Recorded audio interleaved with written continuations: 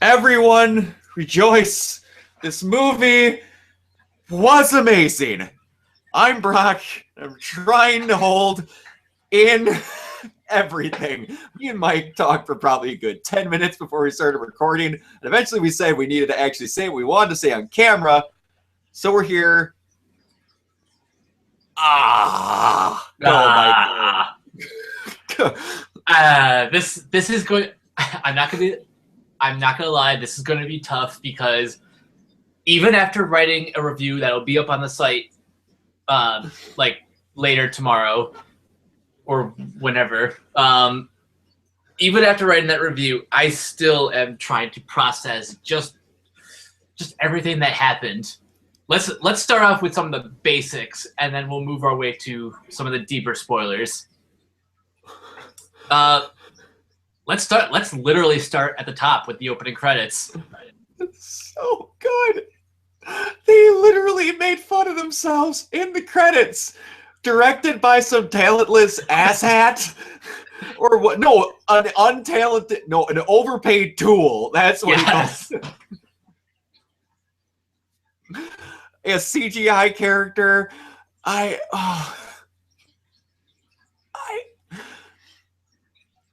can't.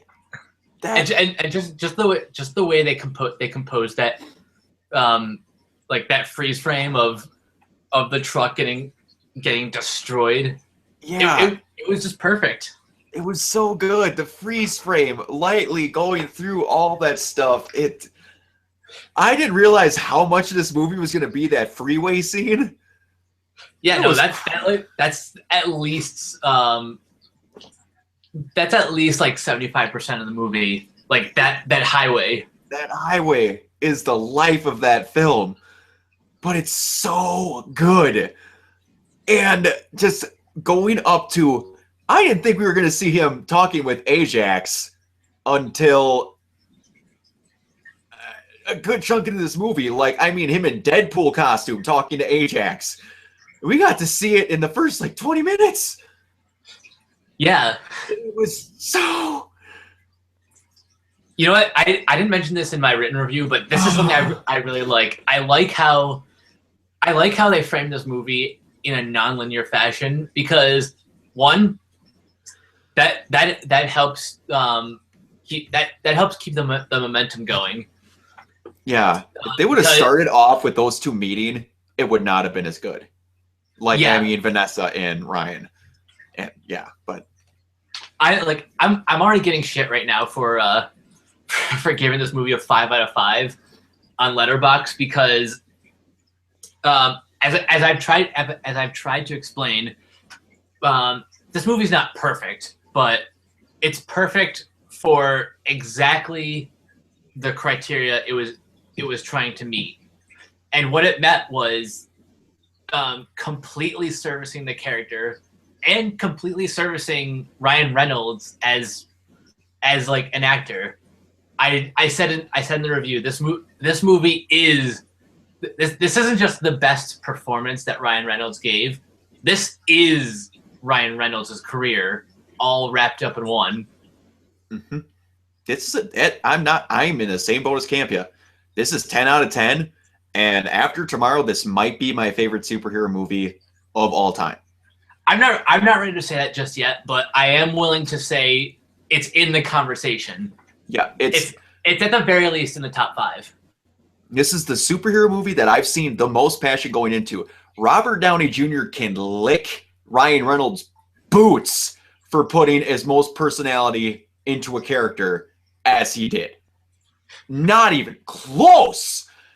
That character is ripped clean out of comics. It is exactly how he acts, his exact mannerisms, how they handle this movie is stupidly well. Fox, keep Tim Miller's phone number. Keep the writer's phone number too. Yeah, you're going to be getting some work. Everyone, these people wrote Zombieland, and it shows. That whole kind of personality that was enveloped in Zombieland, even from kind of Jesse Eisenberg's like commentary on like kind of speaking with the audience as the movie goes along, kind of how Ryan does. Yep. You could tell they're very good at framing those kind of things with pacing, the lines exactly how they need them. This should have been how. Now that I see how the movie was structured, I'm shocked that it works as well as it does. Bouncing back and forth as much as it does, because it bounces back and forth a lot. This went back and forth more than Days of Future Past did. Oh yeah. And that was quite a bit. And it's talking about watching them on Collider today. Well, is that today? Yeah, that's today. Talking about how they've revised the script multiple times, like each year leading up and when it released, that Negasonic, Teenage Warhead, and Angel Dust weren't even in the original script that leaked, but they said it was around 70% of the same thing. If that script was 70% as good as it was back then, keep these people on a leash and make sure they're writing your Deadpool movies from now on. Hell, you can keep them around for like X-Force and New Mutants and what else? The inevitable sequel called Cable and Deadpool. Yeah, spoiler alert, people. They literally talk about what they're going to do in the sequel in the post-credit scene. They don't tease you because they openly admit they don't have an actor cast yet. I can't even talk about, they referenced not knowing what they want to do, but openly admitting that they don't have him cast yet. Ryan Reynolds is being Deadpool, talking as Ryan Reynolds to the audience in the post-credit scene. And he's mocking Ferris Bueller. Yeah, when you copy one of the best classic post-credit scenes in movie history, you're doing something right. I was so confused when they cast Colossus in this movie. So confused. Because Colossus is kind of the, like if you've seen the X-Men animated series from the 90s, he was kind of the person was like no, excuse me, madam, I don't want to be hurting you. I just want to help with building. I had to take it what you want if that was a good Colossus impersonation or not. But the first time you see him eating his freaking cereal man, they nailed how they wanted everything to a freaking T in this movie. I'm gonna stop talking for a while and you go ahead because I'm speaking too much. Go. Okay, you know what this movie kind of feels like? It feels like the dream team, Reynolds, Miller, Reese, and Wernick are like the four annoying children of these two rich parents who are Fox Studios. They kept begging and begging and begging for this movie to get made, and after years and years of begging, Fox is just like, all right, fine. Here's $50 million. Go make your goddamn movie. Yeah. Leave us alone. Yeah. Leave us alone, and we'll leave you alone. And we'll leave you alone. Keep that thing cheap, make it good, and you can do whatever you want. And they did whatever they wanted. International Women's Day? Are you kidding me? I can't even. They went. That was rated R, but wow. Okay, let's address that PG-13 petition. Now that we've both seen the movie, is that even still possible? You could have seen the opening credits. Yeah, and that's pushing it. And I mean pushing it. You could have seen maybe 2 minutes of dialogue with Colossus. You could not. He jerks off a unicorn in the end credits. Make a PG-13 movie? It would last like 30 minutes tops. And you're stretching it. You're cutting out 2-second clips of stuff to make it. And let's talk about another thing. As you said, half an hour. This movie was tight knit. There wasn't a second wasted in that movie. Nope. Not a single second. No. And that is amazing. Because I love movies that are trying to do whatever. This is a movie that was tight knit, short, and perfect. But I could have taken another half an hour if it was paced the exact same way. I could have watched a 3-hour version of that movie if they would have kept the pace that they kept in that however long it was. I felt like I was there for 10 minutes. Yeah. It felt like an hour probably at most. Like the best part was that it didn't this is gonna sound weird, but it didn't really feel like I was watching a movie. It felt like I was just kind of in the action, and everything was just so adrenaline filled.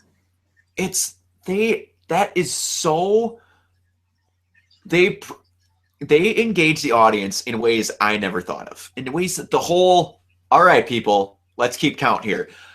Putting the numbers on the freaking bullets as they fell, freaking doing a fourth wall break inside of a fourth wall break, and then addressing the fourth wall break inside of it. The fourth wall.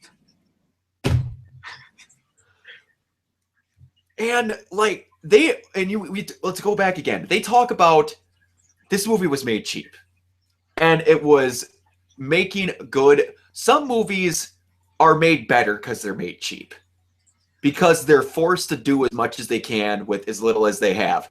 And when you see the pinnacle moment of them ripping on themselves, in the moment where I almost fell out of my freaking chair, I cried in this movie 3 times with laughter. The first one, when Deadpool breaks both of his wrists and his ankle fighting Colossus.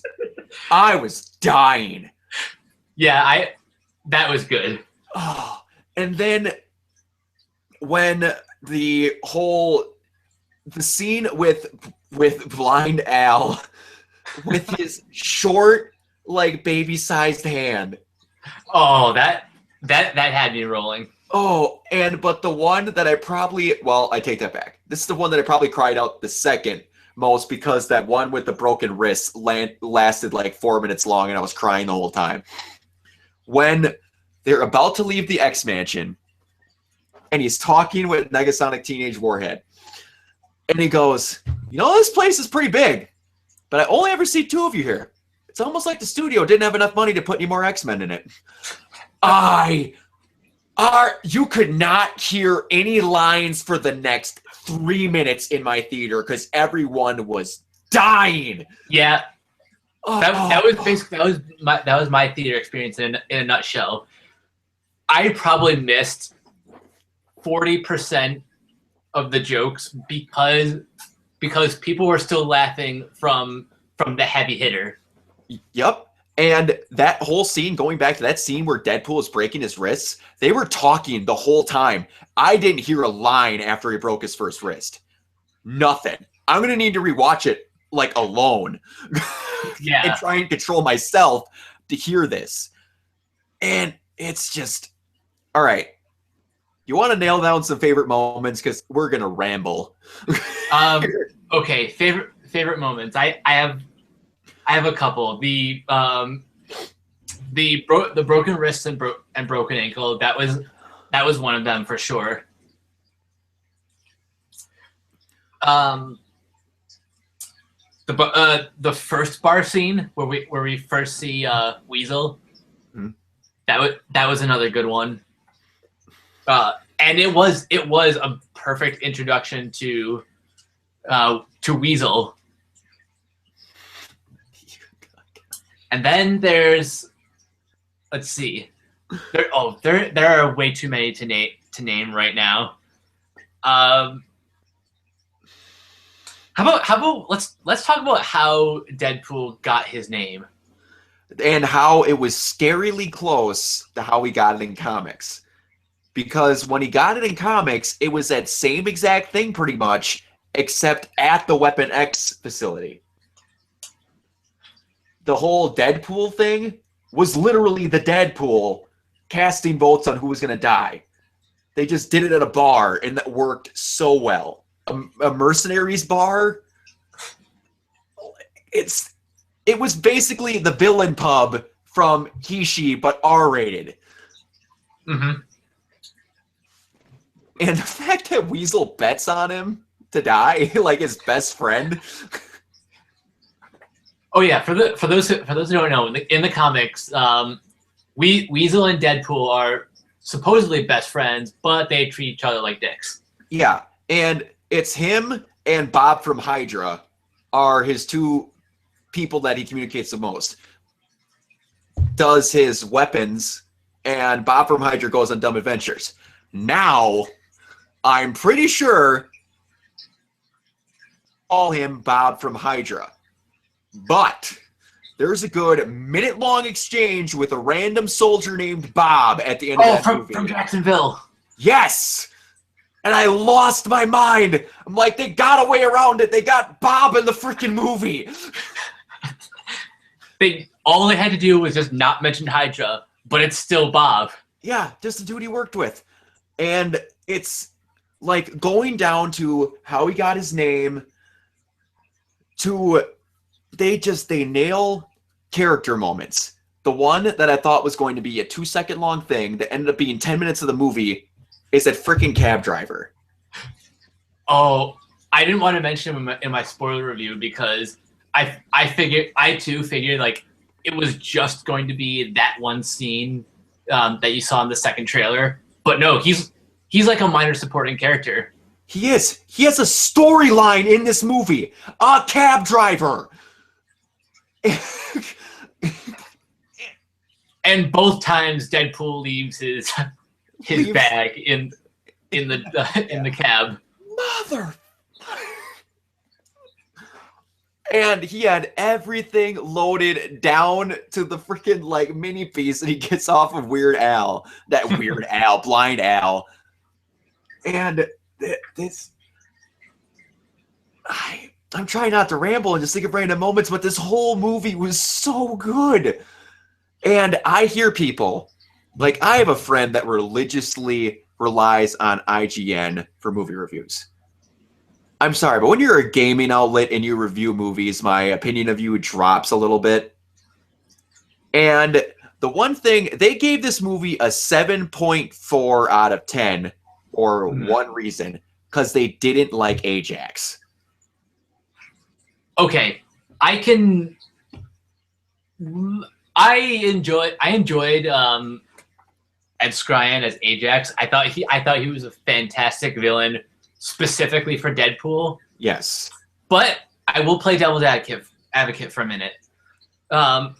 In any other movie, he could easily be seen as a one-dimensional villain. Yeah, I agree with you completely, but they didn't set him up in a different situation. All that he was in this movie was a revenge movie. And the reasons why they said they didn't like him is because he only existed for Deadpool to have a foil. Well, yeah, that's all he needed to be there for. Has anyone ever seen a revenge movie in their entire lives? That's the freaking point! He mutilated him. That would be a pretty good reason to want to kill him. Sorry that I'm thinking of things that are outside of your box of thinking, but I swear people, after a while, saw this thing get 100% of Rotten Tomatoes after 13 reviews, and you're like, we're going to be that cool person.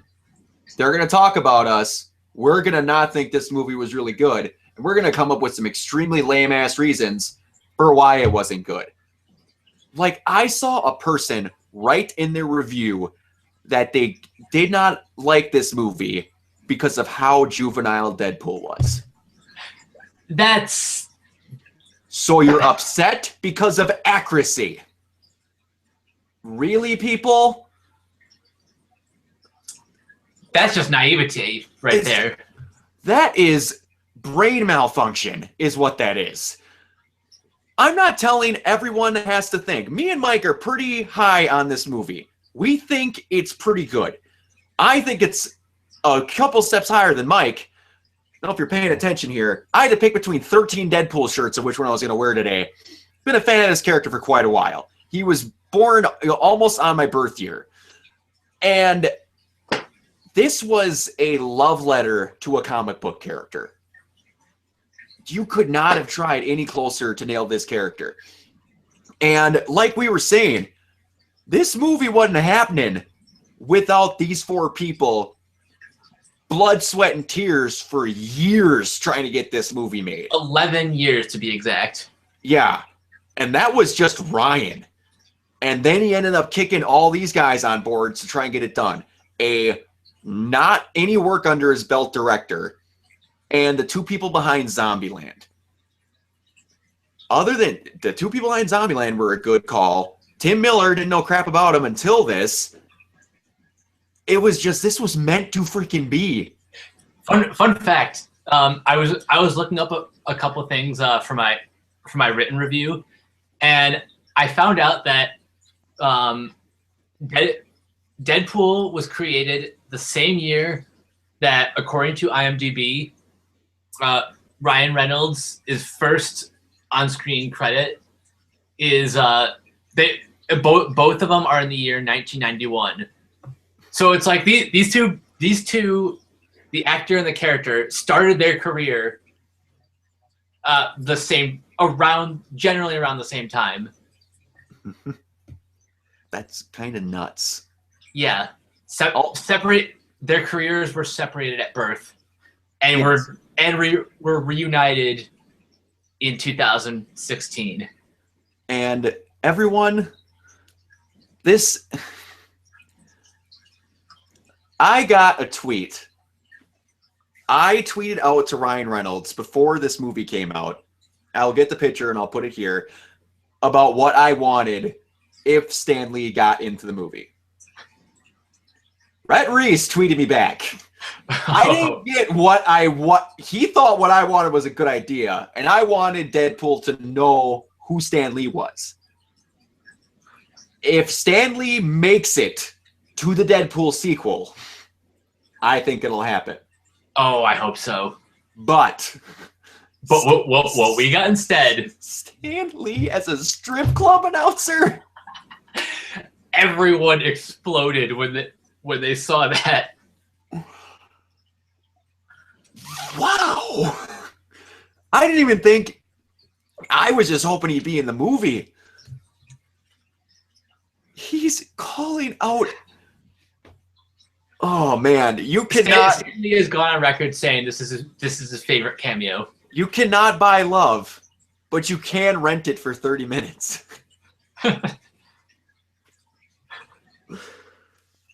And of course, one other thing we have to bring up. This is about the worst time that my life has gone sideways, but not the worst. And they zip back the frickin' Baraka from X-Men Origins. It was just a little one, but they got it in there. People, go see this frickin' movie. And the only negative I can even remotely come up with is I think there was one shot where they forgot to kind of edit the knife wound in the side of his head when he first fought Ajax for 2 seconds. Yeah, even that, I don't even think I noticed that one. I didn't because someone pointed it out to me, and I have to rewatch it because in every other scene except for the one that they thought they saw, he has the knife wound in the side of his head. But that's literally all I've got. Other than my negative, I wish it was a half an hour longer. And I wish the sequel was coming out tomorrow. Yeah. Now, since I don't want to end this video too short.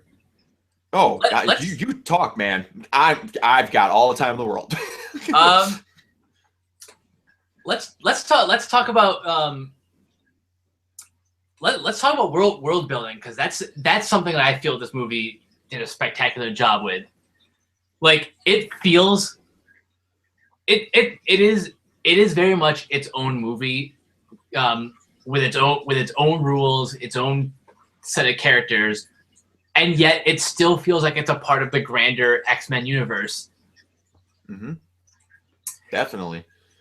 Now, I'll be honest. If there was a negative to be had from a certain cynical perspective, you could argue that there's no reason that Negasonic and Colossus needed to be in this movie outside of promoting future X-Men movies. However, I think that's a necessity just to A, reassure people who are fans of Deadpool in a grander universe that no, this movie is a part of something bigger. Mm-hmm. And also it does set up the possibility of things like X-Force, New Mutants, having Deadpool show up in whatever X-Men hat does in the future. And to me, I had a feeling they had to have somebody in here. AX something someone. Because one of Deadpool's strengths and one of the many strengths of a comedic character is them to have a foil. Mm-hmm. And good Lord, they picked two good ones. A moody teen and a super righteous Russian piece of steel. Yeah, they needed someone for Deadpool to be Deadpool 2 in the movie. And they picked it perfect.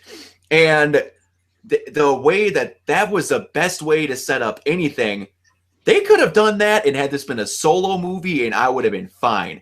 If they would have just had that scene on the highway and then they were gone, then I would have said that was a negative, that they were just there to promote that it's a part of X-Men. But the fact that you see them again and then again and then again, it made them feel more like they were a part of this movie, and to me at least, and not just hey, it's an X-Men movie. Because to be perfectly honest, you're telling me if they wanted to make people know that this is a part of the X-Men, that they couldn't have paid Hugh Jackman $1 million to stand in for 10 seconds. 10 seconds! He would have done it for next to nothing if they would have wanted him to, except they picked a character that's gotten maybe 20 total minutes of screen time in all of the X-Men movies that he's been in, which is probably 4 or 5, and then someone no one's heard of. And it's a different actor too. And it's a different actor. And then someone no one has heard of. I didn't know Negasonic Teenage Warhead existed until that trailer.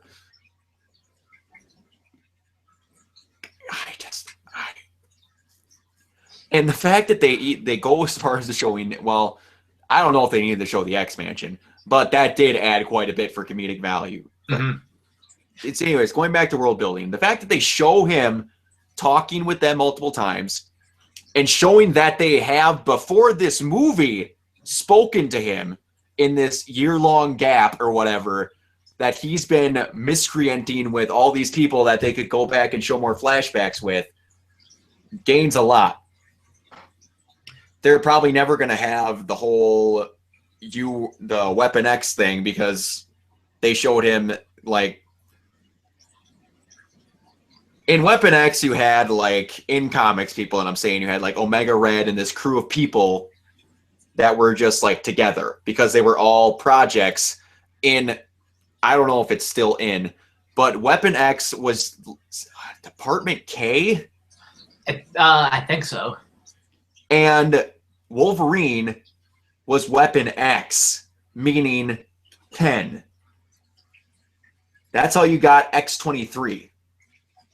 Oh yeah, that's right. So you're not going to see flashbacks of like him, Omega Red, and Shiva like chilling out, but that shows an opportunity that like he's run into people before, like Colossus, that you can bring up in do you remember when you did this to me? And then he'll have some over the top response that'll be amazing to it. And I'm trying to remember so hard what he described Xavier as, but I can't because it was like a 5-sentence long description. Yeah. But, and just showing then Weasel, showing that he's going to be somewhat trying to be a hero and all this. They showed that Deadpool's going to do stuff on his own. So it doesn't have to be with the X-Men. Deadpool doesn't want to be there. He said that multiple times. So you can have the Deadpool kind of side with all the people that'll work well with him in the possible R rating territory, or just PG-13 pushed to its absolute max. Again, like X-Force or New Mutants. Yeah, because they talked about Garrison Kane was supposed to be in this movie, except it was too expensive. You're going to be able to spend a little bit more money if you get Deadpool 2 out and then do an X-Force movie that is the most PG-13 or R movie that you want to do. Yeah, I'm pretty sure you could do X-Force rated R if you have the same creative team behind Deadpool. And the only other thing, though, is they're going to have people like Domino and some other not-so-CGI-heavy people. Yeah. Because no matter how good your writing is, you can't do some people without needing some expensive CGI. Like, I'm shocked that Colossus looked as good as he did. And again, this is just $50 million. Yeah. Because if you get X-Force together, which could be a group of 5 to 7 people, and they all need CGI other than Deadpool, it's going to get pricey fast. Yeah. Because then you got to put in whoever their villain is. And I don't see someone with the cost fighting the X-Force. Now, stepping away from the more R-rated films and moving on to, Gambit, which at one point was going to have a $150 million budget. Take notes from Deadpool. You don't need to go that much. No. 50, look at what 50 million accomplished. 50 million gave you a very comic accurate Colossus. Some awesome action scenes like the ones on the bridge. Mm-hmm. Like effects like Deadpool's baby arm. I can't get over how accurate that was. And I did not see that coming at all. But go on. My point is, with a character as let's face it, not as big as Wolverine, like someone as small as Gambit, you don't need to spend too much. You don't need to spend it on Wolverine. You really don't. You need his claws and that's it. Yeah. I wrote in my last paragraph of my review, pretty much everything about the superhero genre moving forward depends on this movie being a success. Because what I would love to see happen is studios taking a look at not trying to copy Deadpool exactly, but just taking a look at what they did for such a small budget, how successful that could be, and choosing to work with people who really respect the source material as much as they do. And you don't need to have, and I understand they're superhero movies, you do not need to have grandiose all the time. Yeah, it's okay to lower the stakes to I want to say not something as small as the Netflix shows where it's like where it's defending like a section of the city, but actually I take that back. You could do a story as simple as I got beef against this person and I want to kill him. Yeah, that's it. In Iron Man 2, give or take whether you like the movie or not, they were defending a maybe 3 mile square park. It wasn't too big, give or take. The hammer bots could have destroyed everything if it didn't get out there. But I had more fun in this movie than I did in the Avengers. And he was Same. trying to extinct the human race. I mean, I'm talking Age of both of them, but just in Age of Ultron, both times there was an army of aliens puking through a hole in the sky, and then the other one was they were trying to drop a planet to extinguish the human race. This was just a dude trying to get back at someone for making them look like a testicle with teeth. You don't need to be the whole entire world's gonna implode. Also, going back to one reason why I really appreciated Ant-Man, they had a fight on a toy set. Yeah, Thomas the Train was just as much an antagonist as Yellow Jacket. Yeah, it's these small stories can be really good, people. Get a guy in a red suit and a really small story and you make good movies. Man. See, like you said, this will change a lot. I'm not saying we're going to be having R-rated movies from Marvel or from DC like next year, but and I don't even want like R-rated everything because no. I do feel like as much as I've complained about PG-13 for other reasons for the superhero genre, it makes sense because it welcomes in a younger audience. Yeah. Oh, I agree with you completely. I'm talking about like do something small, tight, and precise every now and then. And just have fun. Yes. That's all I ask. This movie was seeing people that were enjoying themselves and getting paid was a huge positive for it. This didn't even feel like a studio film. It felt like a more modern, updated version of a B movie from the 90s. Yeah, this felt like Ryan Reynolds got a loan from a friend and hired a crew, and then they went and just gallivanted. What? This felt nothing like any X-Men movie at all. This felt nothing like any other superhero movie. Like you said before, it barely felt like you were watching a movie. It felt like you were literally sitting there next to him. Because he literally, like, you're not going to want to watch this. Just those little... I can't get over how well they handled this, man. And them greenlighting a sequel already even made the movie funnier. Because it even fed into the end credit scene. I wonder if that end credit scene was shot just like a few weeks before the movie was released. Well, it could be, but also I was reading a report that there was 2 end credit scenes and one was added after critics saw it. What I'm thinking, because Deadpool goes into that room and then comes back.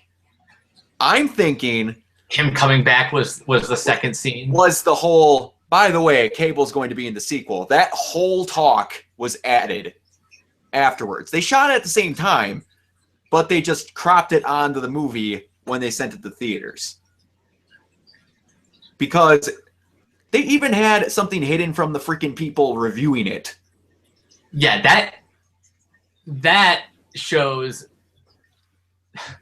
that shows either a dedication to keeping the surprise, or they want to at least play it safe and just give the critics like the meat and potatoes. They gave them the meat and the potatoes, the steak, the champagne, and then saved more. They threw everything, and including the kitchen sink. And Ed Skrein, for the love of God, do more like this and not Transporter.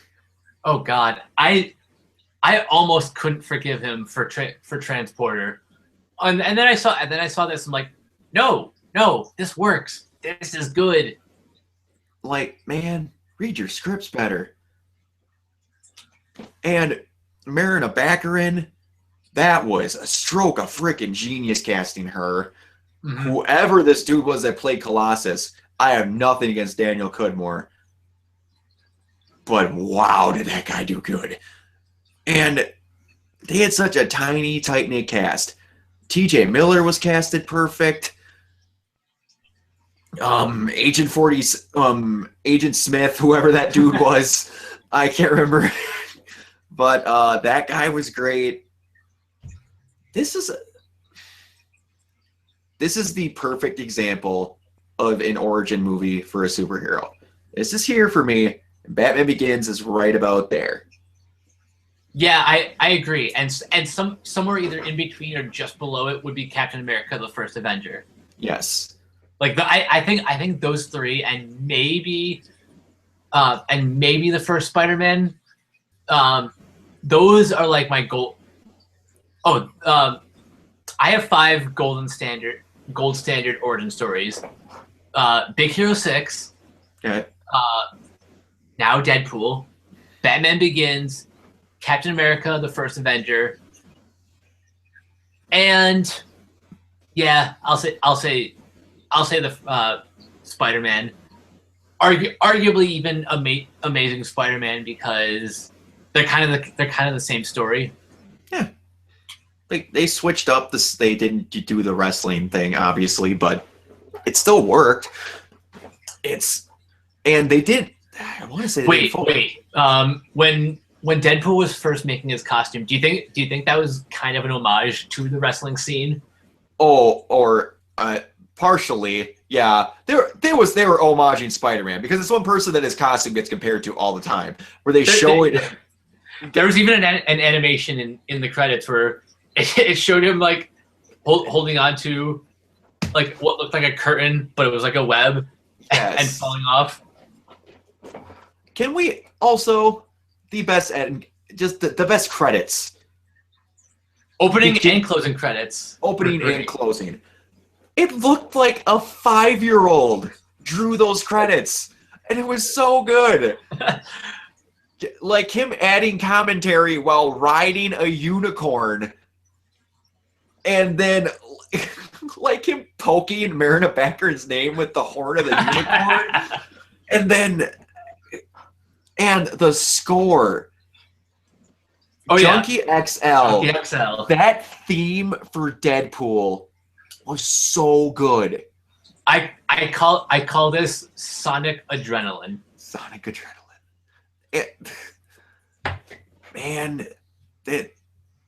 Didn't Junkie XL also do Batman vs Superman and Mad Max Fury Road? And Mad Max. Man, he is quickly becoming my favorite composer. Same. It used to be it was Danny Elfman, but he's creeping up fast. I need the soundtrack like now. Mm-hmm. I'm gonna have Careless Whisper and X Gon Give It to You stuck in my head for the rest of my life.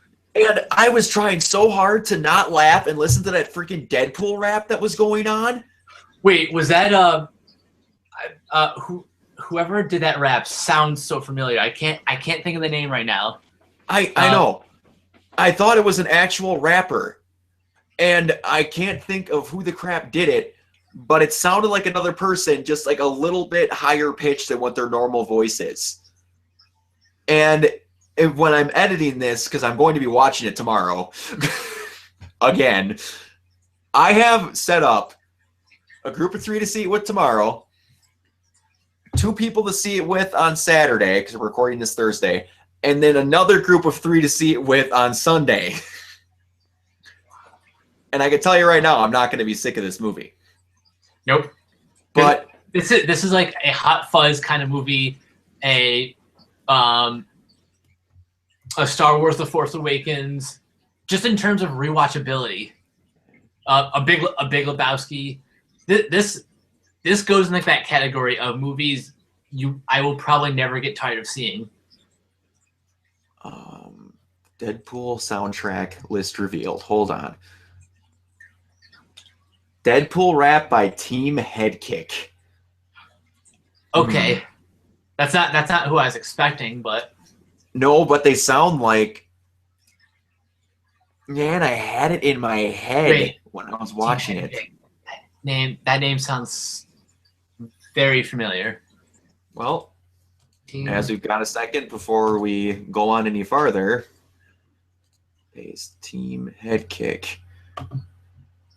They've done Beast Mode. Oh, they normally do. Oh, wow. They do raps for video games. Just regularly. Huh. You've got to be kidding me. Hold on. That was the rap that they made for the freaking Deadpool video game, and it made it into that movie. Okay, that is awesome. That is fan service and a half. Wow. I can't even imagine what it's like to be them, be like, oh yeah, by the way, we're going to use that in the movie. This little thing that you made for your own personal use on your Facebook page. All right. We've been rambling for quite a bit. Is there anything else you want to add? I think we covered all the bases, and trust me, this will not be the last of Deadpool discussions. You'll probably see people on the Facebook group talking about it. You'll see people on geek boards talking about it. Hell, I might not be the only reviewer on Geeks and Gamers covering this movie. Highly unlikely that you're the only one doing it. And if not, I will be disappointed, because everyone should be reviewing and going out to at least see if you're not. I'm going to agree with John Campia. I'm going to find it very hard that you don't at least kind of enjoy some stuff from this movie. You're not going to love it. Give it a shot, please, because this thing needs to happen to give some other stuff some chances to happen. Yeah, this movie could open the door for so many other possibilities, and we're not even just talking about like Marvel. There are other, believe it or not, people, there are other comic publishers aside from DC and Marvel. There's Image Comics. There's Valiant. Dark Horse. Dark Horse. They're just so much, and not even that. You're going to see a chance of some just like R-rated films, period. And some other films that can make some tight-knit budgets that are good, that might get out if this really good, tight-knit budget movie makes money. You guys want to see smaller budgets or middling budgets instead of indie film or giant blockbuster? You've got to go watch them. Otherwise, you're wondering why they don't get made? You're like, because nobody sees them. No one sees them. I really like that movie, or I thought it looked cool, but I waited for the DVD. You're part of the issue. I'm not trying to be a jerk, but if you want stuff to succeed, you have to give stuff that isn't 900% only your personal interest a chance. You need to take a risk every now and then on movies. That is exactly the purpose of what I do. Okay, granted, I'm not always good at seeing like everything, but I try to see all of the wide release for the most part, because I want to see film expand. I want to see movies of all genre. So that's why I go and I review everything, because I want to see movies that I haven't seen before. and I want to see things that I like continue to improve, expand, see new characters, see new versions of the same characters. I just want to see good products, and the way to see more good products is to support the ones that are already out there. Yes. When you only go into big blockbusters, we get a $200 steaming pile of a Lone Ranger movie. Or every single Transformers movie. Yeah. You come home saying you hate it, but you still watched it. Guess what? We gotta stop drinking the Kool-Aid at some point. But, all right. Me and Mike could talk about this movie for 5 more hours, and we would like to, but you're not going to watch it. So thank you so much, everyone, for watching this. Thank you we appreciate the time that you watch anything that anyone does on this YouTube page. We do it for you guys because we love talking with you about stuff that we love, and we loved this movie. So I'm Brock Emmerich. You can find me at WayneTech7 on Twitter and at my local movie theater for the next few days rewatching Deadpool. Mike? My name is Mike K. You can find me at Captain K42 on Twitter.